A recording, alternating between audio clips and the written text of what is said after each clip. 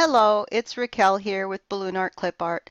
I wanted to show you an example of one of the ways you can use the clip art. I have a customer here that I've been going back and forth quite a bit, and I sent her some ideas and she wanted to do a combination of what I had sent her.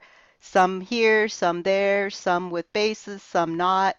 So based on the experience I have with her and how she changes her mind all the time, I used my clip art and created a visual of what I heard her say, or what I read in the email actually. And so I mocked up the columns that showed where they go, two columns on bases for the children's race, for example. Went through, then she wanted some of these jumbo balloon columns, is what she was calling them.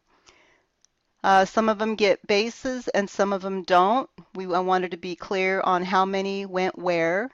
And so I just spelled it out. And then these are going to go on tent legs, so I show these without the bases. And I sent it to her and she said that was perfect. It's exactly what she wanted. So this is yet another way, other than using the clip art for balloon menus, another way I use them.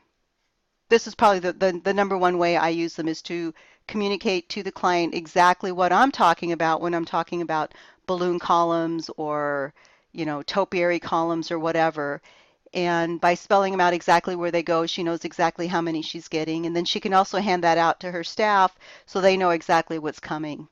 So anyway, I hope this helps.